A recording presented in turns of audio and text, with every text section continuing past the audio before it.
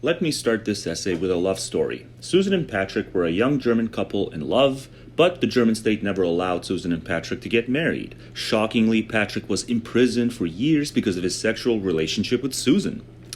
Despite these obstacles, over the course of their relationship, Susan and Patrick had 4 children. 3 of their children, Eric, Sarah, and Nancy, had severe problems: epilepsy, cognitive disabilities, and a congenital heart defect that required a transplant. The German state took away these children and placed them with foster families. Why did Germany do all these terrible things to Susan and Patrick? Eugenics. No, this story didn't happen in Nazi Germany. It happened over the course of the last 20 years. But why haven't you heard this story before? Because Patrick and Susan are siblings. One of the aims of eugenics is to intervene in reproduction so as to decrease the number of people born with serious disabilities or health problems. Susan and Patrick were much more likely than the average couple to have children with genetic problems because they are brother and sister. So the German state punished this couple by restricting them from marriage, taking away their children, and forcefully separating them with Patrick's imprisonment. Patrick Stubbing filed a case against Germany with the European Court on Human Rights, arguing that the laws forbidding opposite-sex sibling incest violated his rights to family life and sexual autonomy. The European Court on Human Rights majority opinion in the Stubbing case clearly sets out the eugenic case for those laws, that the children of incest and their future children will suffer because of genetic problems. But the dissenting opinion argued that eugenics cannot be a valid justification for punishing incest because eugenics is associated with the Nazis, and because other people, for example, older mothers and people with genetic disorders, who have a high chance of producing children with genetic defects, are not prevented from reproducing. Ultimately, the European Court on Human Rights upheld Germany's anti-incest law on eugenic grounds. If Germany had punished any other citizens this severely on eugenic grounds, for example by imprisoning a female carrier of Huntington's disease who was trying to get pregnant, there would be a huge outcry. But incest seems to be an exception. Our instinctive aversion to incest is informed by intuitive eugenics. Not only are we reflexively disgusted by the thought of having sex with our own blood relatives, but we're also disgusted by the thought of any blood relatives having sex with each other. Siblings and close relatives conceive children who are more likely to end up with 2 copies of the same defective genes, which makes those children more likely to inherit disabilities and mental health problems. It's estimated that the children of sibling incest have a greater than 40% chance of either dying prematurely or being born with a severe impairment. By comparison, first cousins have around a 5% chance of having children with a genetic problem, twice as likely as unrelated couples. In the UK, first cousin marriages are still legal, and these unions make up a disproportionate number of babies born with birth defects, including those who die shortly after birth, likely numbering thousands per year. In the US, most states have outlawed first cousin marriage for eugenic reasons. For instance, in states like Arizona, first cousin marriage is allowed provided the cousins are infertile or over the age of 65. If you agree that people who are genetically related should not have children or should see a genetic counselor, congratulations, you're a eugenicist. While we heavily weigh the risk of closely related parents, we often discount even more serious risks simply because they don't have the same visceral emotional impact as incest. For instance, between 5 and 6% of first cousins pass genetic disorders on to their children. But a parent with Huntington's disease has a 50% chance of passing on the disease to their child. If one parent has schizophrenia, their child has a 10% chance of inheriting it. With 2 schizophrenic parents, the likelihood is 40%. This would be consequential enough on its own, but there is strong evidence that people with mental disorders, including bipolar disorder, schizophrenia, and substance abuse, are more likely to be in relationships with one another. Fast life history strategy, to deviate briefly from the essay. But more on that later. I'll tidy it all back up with my previous videos, but I'm going to try not to deviate from this essay as I read it because it deserves better, hence why I'm reading it in a video, as a solo thing for a video, with maybe brief commentary at the end. But yeah, it just reminded me of fast life history strategy, so I just need to be a little less impulsive and just not deviate, because there's no need to add anything to it. It stands well enough on its own, this essay, as will be made clear by the end of it. Are more likely to be in relationships with one another. These relationships, like relationships between blood relatives, entail a risk. The children that result are much more likely to share their parents' misfortune, which not only increases the number of these disorders, but also their comorbidity, or the likelihood that one person will suffer multiple disorders. Most governments forbid sibling incest, but do not even provide education to people who are just as likely to pass on other devastating heritable conditions. We treat similar or elevated risks dissimilarly based on our instinctive feelings of disgust. Eugenics, a literal translation of the Greek word for good birth, aims to improve the population through interventions. Positive eugenics aims to increase the good and desirable traits, whereas negative eugenics aims to reduce the bad or undesirable traits. The scare quotes are meant to indicate that there are and have been divergent views on the meaning of these words in the history of eugenic interventions. The taboos attached to even the most rational and objective discussion of eugenics only aggravates the confusion, promoting a widespread ignorance of even the definition of eugenics. Eugenics is actually an expansive concept with which most people agree in principle, but disagree with some of the terrible ways it's been implemented. We are all eugenicists, but in selective, inconsistent, and often hypocritical ways. In terms of the population, eugenics can be implemented at many different levels. Eugenics can be coercive and violate people's freedom of mate choice and reproduction, but it can also be libertarian, relying on social influence, persuasion, and reproductive education. Consider the diverse goals of some historical eugenicists. Francis Galton, 1822 to 1911, who coined the term, wanted to encourage geniuses to marry one another so they could create a new, quote, race of super smart people. The North Carolina Eugenics Board coerced thousands of black women into getting sterilized. Progressive black eugenicists like Kelly Miller, 1863 to 1939, and W.E.B. Du Bois, 1868 to 1963, wanted to encourage educated black families to have more children to uplift black Americans. Chinese sociologist Pan Guangdan, 1898 to 1967, wanted to improve the overall health of the Chinese people and help to eradicate foot binding. Nazis murdered thousands of disabled people and others who were considered genetically defective. Rabbi Joseph Eckstein founded Dor Yeshorim, apologies for that mispronunciation, in 1983 to reduce debilitating genetic diseases such as Tay-Sachs and cystic fibrosis in Jewish families. The first Prime Minister of Singapore, Lee Kuan Yew, 1923 to 2015, arranged matchmaking cruises for university graduates and gave women graduates priority housing in an attempt to increase the number of educated Singaporeans in the next generation. Good also has different definitions. During this moment in history, good depends on whether you're endorsing changing something genetically or environmentally. Most people agree that being healthy, educated, happy, stable, intelligent, altruistic, and productive are good qualities. When it comes to preventing disability and increasing IQ, almost every environmental intervention is uncontroversially considered. We encourage people with mental health problems to take medication that may help them suffer less and become more productive. We take children away from families that neglect or mistreat them, not only so they do not suffer now, but also so they are more likely to become intelligent, productive members of society. We discourage harmful behavior with prison, fines, penalties, social disapproval, and exclusion, and encourage altruistic behavior with social approval and tax incentives.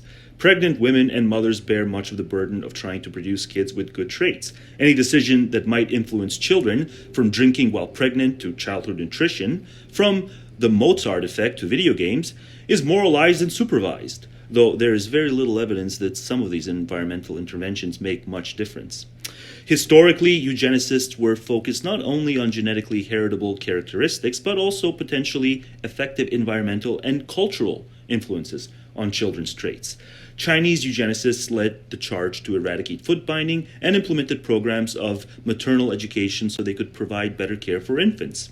Eugenicists also initiated the mandatory treatment of infectious diseases like syphilis, which causes blindness, deafness, and cognitive disability. If you think women should be treated for sexually transmitted infections or rubella so they don't have a disabled child, you're advocating for the same goals as many historical eugenicists. Those who rail against eugenics in any form engage in a technique where they conflate an easily defended position with a more difficult to defend position, aka the Mott and Bailey strategy.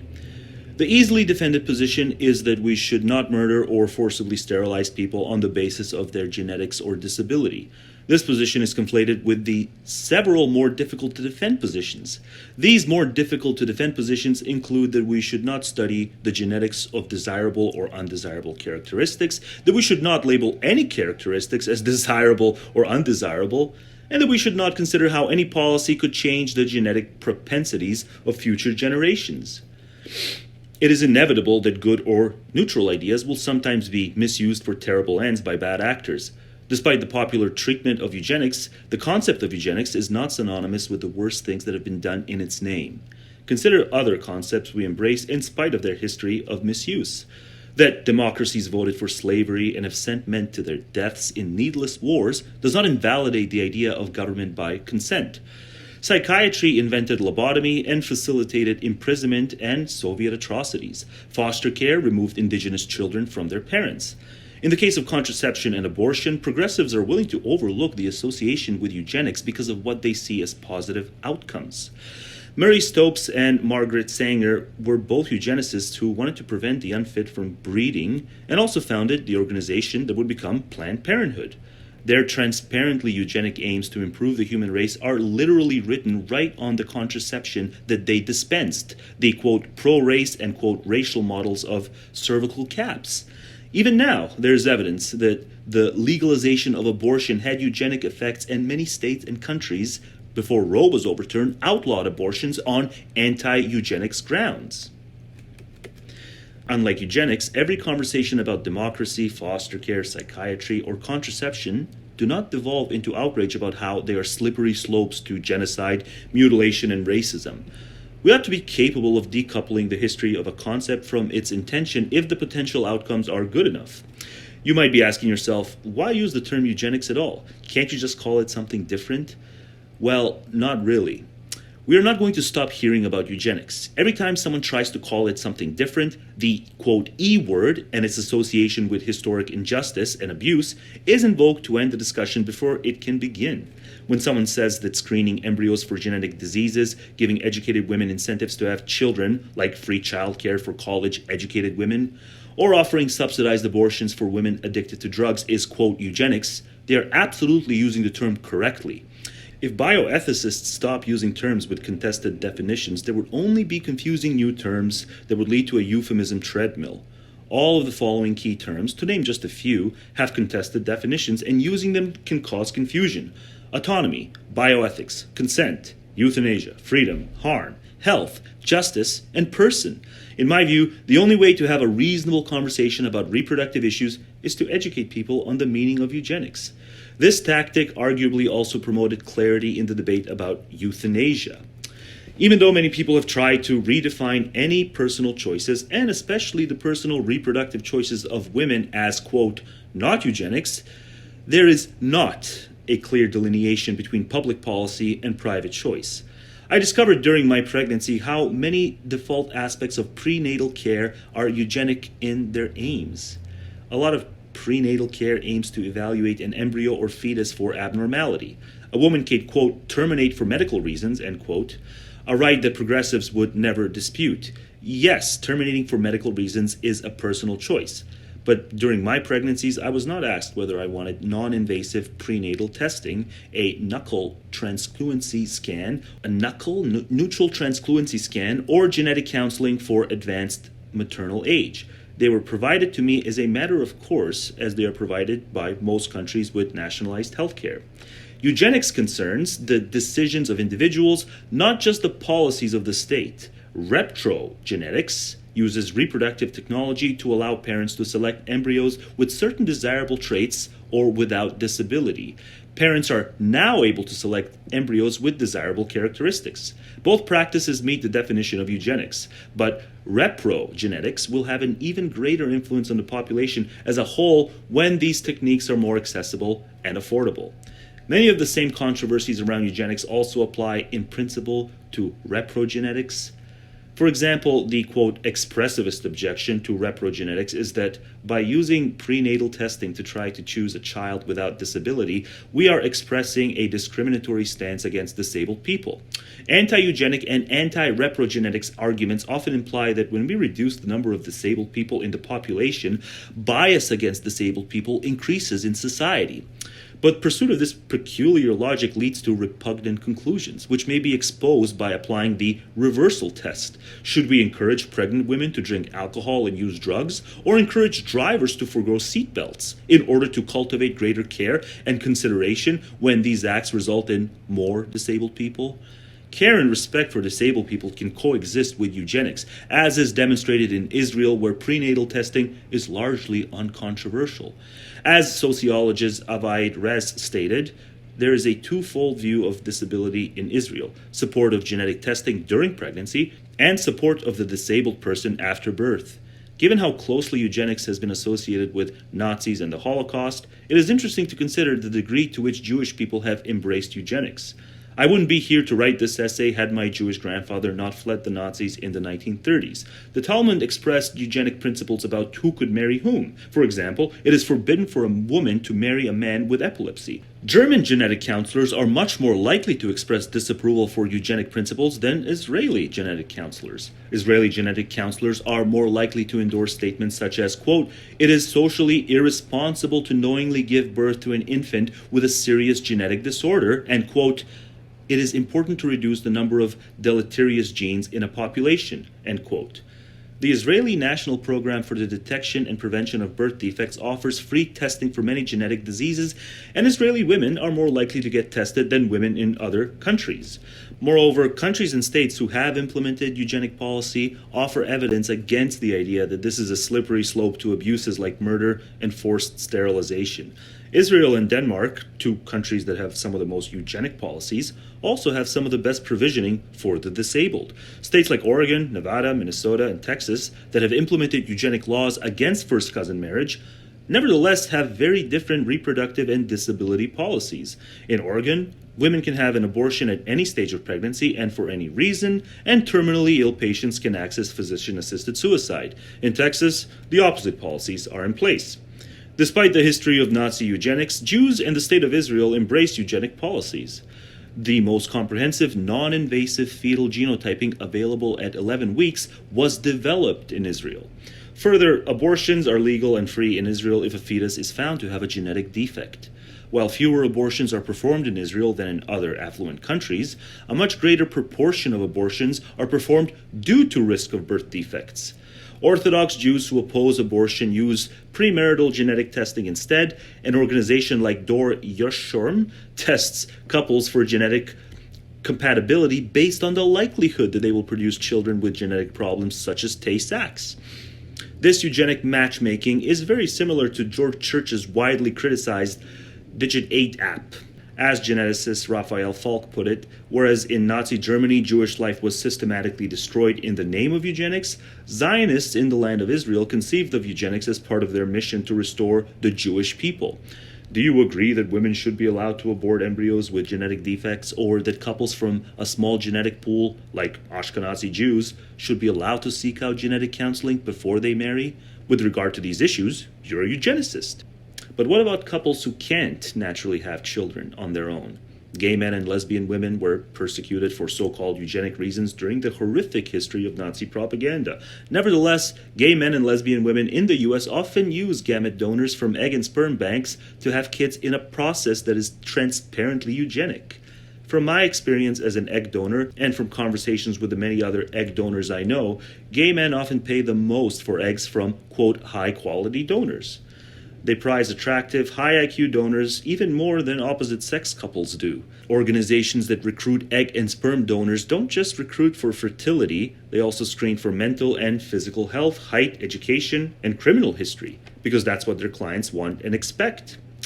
When these eugenic expectations are betrayed, gamete banks are severely criticized and may find themselves in legal jeopardy. In 2003, a lesbian couple, Wendy and Janet Norman, purchased sperm from a bank that promised their sample was sourced from a mentally stable, upstanding citizen pursuing a PhD. But the sperm donor lied. He did not disclose his struggles with bipolar disorder, schizophrenia, suicidal thoughts, and even obtaining an education. Nor did he disclose that he had served time in prison for burglary and that he was collecting disability for his mental illness. Wendy and Janet's son has a significant mental disorder, violent tendencies, and suicidal thoughts. Based on genetics, it's likely that 3 or 4 of the 36 children fathered by this sperm donor will suffer from schizophrenia. Behavioral genetics research also indicates that these children will be much more likely to have other mental illnesses and will be more likely to commit crime than if they had actually been fathered by a PhD with no mental illness and no criminal record. Janet and Wendy sued XY Tech, the sperm bank they used, for false advertising. Their case and 12 other cases against the company have all been settled or dismissed. If you think it's good for egg and sperm banks to screen donors for disability or mental health problems, you're a eugenicist. If you think it is right for the government to punish gamete vendors who do not adequately screen for such problems, you're a eugenicist. If you think it makes sense that customers would want gametes from mentally stable people without a criminal background, you're a eugenicist. If you're truly anti-eugenics, you should think that this lawsuit against XY Tech is illegitimate and deeply immoral. Many Jewish people, lesbian mothers, and gay fathers have embraced modern eugenics in the domain of choosing their children's genes, even though eugenics has in the past been associated with discrimination against people like them. There is nothing especially strange about screening one's own children for disability, choosing an egg or sperm donor based upon their personal history and characteristics, or receiving genetic counseling. The clients of egg and sperm banks are doing explicitly what many of us do intuitively. What young couple hasn't talked about what their children might be like? They wonder whether their child might inherit a sharp wit or a knack for mechanics. We often choose the people we have children with in part because we hope the things we love about them will pass on to the next generation. It's normal for people to consider the personality and the physical and mental health of the opposite sex partners of their sons and daughters or sisters and brothers. This too is eugenics. There are very positive mainstream bioethical treatments of eugenics. Philosophers like Peter Singer and Julian Sabulenko have argued that if we would do anything to make our children happy and successful in their upbringing, we also have a moral imperative to do everything we can to genetically facilitate these outcomes. Thomas Douglas and Katrien DeVolder have made an altruistic moral case that we should try, environmentally and genetically, to create children that are the most likely to benefit society and the world and the least likely to cause harm to others. And yet most intellectuals are either too ignorant or too afraid of public reproach to give these ideas an open hearing. Cowardice. That's what I'm seeing everywhere I look. I'm just seeing this. I'm going to call it socio-emotional cowardice, but not to deviate because I'm not done yet. Maybe I'll talk about how I'm seeing cowardice everywhere, but a specific type of cowardice everywhere, and how I have less excuse for it compared to other forms of cowardice. I'll talk about that in some other video. But let's wrap this up. As I said, we are not going to stop hearing about eugenics. Those unable to get past OMG, it's eugenics, should be aware that they are ceding the discussion of social policy and reprogenetics to the people who can. If this topic is discussed openly, we can ensure that it is conducted with a deep consideration of our moral values and acknowledgement of our human biases and moral flaws. To justify the consideration of the genetics of future generations and even their biological enhancement doesn't mean resuscitating master race theories or a contemptuous disregard for the value of human life and autonomy any more than it does for psychiatry, foster care, and contraception. The scientific consensus is that nearly all traits of importance, certainly including psychological characteristics, have a substantial genetic component, including the characteristics that enable our individual well-being, like mental and physical health, and those that influence others' well-being, like productivity, intelligence, and compassion. Nearly every social policy has some influence on who has kids and how many kids they have, from prison to free tuition, from abortion waiting periods to free prenatal care. But the taboos attached to the very concept of eugenics are thwarting important discussions about how we can improve our shared future. Instead of acknowledging the potential of eugenic policies to improve lives, the state chooses brutal remedial methods like prison or the lottery of foster care. In the case of Patrick Stubbing, the state could have just offered to pay him to get a vasectomy, a choice he ended up making anyway, instead of throwing him in prison. More benevolent methods like free or incentivized contraception are rarely used to ameliorate these problems because anything that sounds like eugenics is dismissed out of hand. The moratorium on discussing eugenics prevents clarity of thought in how policy influences reproductive choices and how these reproductive choices have a deep impact on the future. If we are willing to disrupt people's lives, to make them suffer, to collect their wages, or alternatively to reward people and give them incentives, shouldn't we permit conversations about how this will influence the character of future people? The scientific consensus on behavioral genetics should allow us to appreciate that genes and reproduction will have a huge effect on the flourishing of future generations. Those who reflexively denounce any attempt at changing the genetic composition of the next generation, whether through genetically informed dating apps or government incentives, are defending the status quo at the expense of potentially valuable progress and causing harm we cannot fully appreciate. Only when our conversations about morality and obligation move past the mere mention of eugenics can we unlock important means of improving the world. Footnotes, and I won't read footnotes because I've got some kind of icing on the cake commentary that I want to make in reference to this post. The main thing to note really is the author, Diana F. something. I can't pronounce her last name, but the post will be linked. You can go find more of her work. This is really the only thing by her that I would even share, let alone devote a video to. It's just that good. I have numerous disagreements with her, but at least in terms of what I know of her other work, I have more disagreements than not. As a standalone, there's nothing disagreeable here. You can maybe read certain kinds of things into it when she talks about her pregnancy and normalizing reproduction in general. We don't have to take it to any theoretical level. This can just be a purely practical based video. So something that is actually workable. Everything that she suggests here is workable because she mentions how it works in other countries, notably in Israel. And so that's what really she should be credited for, is as someone of Jewish descent, she mentioned her grandfather, she notices these double standards, specifically in reference to Germany, how squeamish the Germans are in terms of eugenics.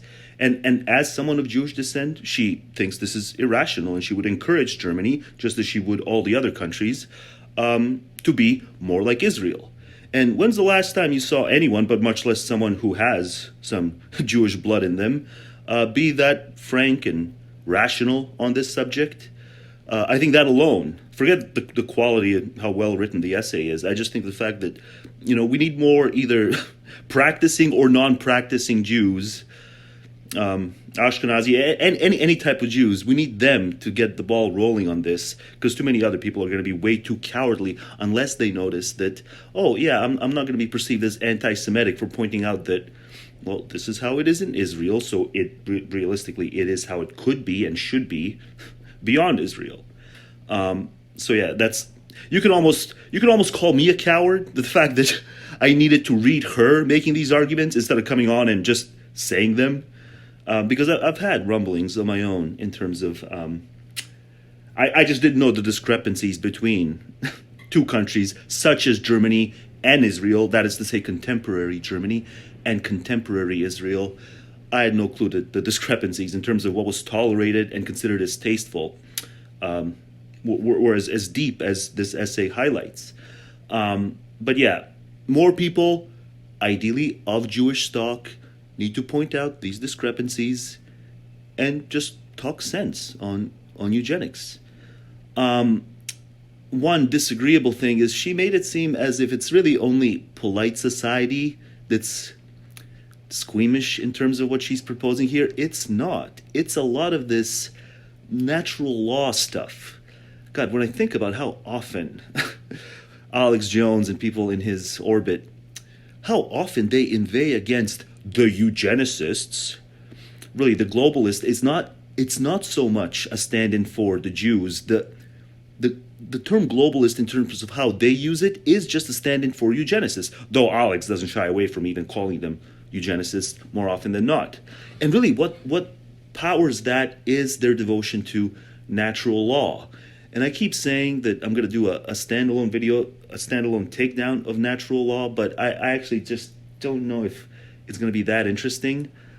I may spend like a third of a video at some point taking down natural law, because eugenics on those grounds are on arrival not just morally bad, but morally impermissible.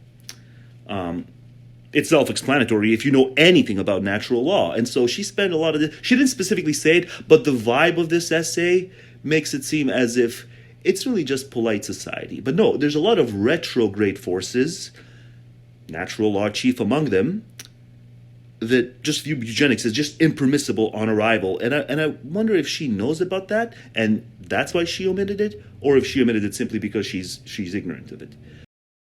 And so just the amount of hand-wringing, just the amount of whinging you hear from a figure like Jones about the evil eugenicists, it's more than you hear from polite society. And Jones has still something of his own media empire, and that's really what draws a lot of people to him. And so the opposition to eugenics is more multifarious than the essay lets on. That would be my ideologically wide, let's say. That would be my one critique, is the opposition to eugenics is more ideologically wide than the vibe of this essay lets on. And so, yes, I actually have criticized natural law in so many audios, and I have so many audios that I don't know how to organize. At least half of them, I don't know how to put them into a single coherent video. And I guess that's why I'm just doing a readout thing instead of just working on all the audios that I have been recording. I've been recording so much. There's stuff from February that I still haven't actioned. I don't know, time's just flying by too fast. But also, at least half of these audios, I don't know where to put them. So just brace yourself for some maybe semi-coherent videos, because at least half of the audios I recorded, like, they can go into video A, or they can go into video B, or they can go into video C, and they'll still fit in some way in terms of the video, but not perfectly. So yeah, just brace yourself for maybe imperfectly coherent videos coming up over the next, whenever I do resume editing. I guess that's just why I was tempted to just do this readout, because it's simple. I don't have to make any judgment calls. I just read out the essay and then just upload this. Whereas I've just recorded so many things, and the more I think about what audio to put on top of what other audio, the more I think about that, the harder the judgment call gets. But this could also be my OCD. I don't know. So yeah, I just want to give myself a freebie instead of making judgment calls. Just a freebie. And yeah, I need to figure out a way to actually just stop recording stuff, because I'm recording at a pace far faster than I'm willing to edit. And so this problem is just going to get worse. It's the old problem that I ran into with my blog posts. That's why I just completely abandoned my blog. My draft posts outnumbered the total amount of posts I have on my blog, because I just start stuff and then I just spring on to something else. And now that's happening with these audios, because it's so convenient when I'm out and about. It's just so convenient to quickly record, and it's just hard to organize them afterwards. And I don't like even having to think about it. So yeah, I've never been this bad a procrastinator when it came to editing as I am now, because at least when I'm at home, then that's the only time I can, like, if I'm thinking a proper camcorder style video, I have to be at home. So there's less of an opportunity to record too many things. And when I have less recorded things, then it's easier to organize them into coherent videos. Whereas with this audio stuff that I'm doing, it's just going to drive me up the wall. But the audios are good. They're really good. I want these audios to be out, but I don't want them to feel like they're just haphazard within each video. So I've got a lot of thinking to do. I guess the world's falling apart, so everything I'm complaining is like the first world problem to end all first world problems. That's right. You're suddenly hearing bird chirping because I was disrupted abruptly, and I do have to finish the video, but I'm on the go, so I'm just going to finish it with a different ambience. Who the hell cares? Probably wouldn't have even been noticed if I hadn't brought it up now. But yeah, just as I was disrupted, I was saying something about first world problems and then patting myself on the back for having and giving voice to these first world problems about organizing audios. I don't know why. Sometimes I get on this kind of egoistic high where I want to justify my luck, or even privilege, if you want to refer to it as, here in the form of, the first world problem to end all first world problems, complaining about audio compositions. I mean, it doesn't get any more cushy than that. And then I justified it just because I was riding some sort of egoistic high. Obviously, I know that I didn't earn my keep. I know that it's happenstance, pure happenstance. The fact that I live in a stable, broadly speaking, prosperous country. That has nothing to do with my own innate capacities. That's just purely external. So I am lucky, and even if you want to say privileged, to be complaining about the things I'm complaining.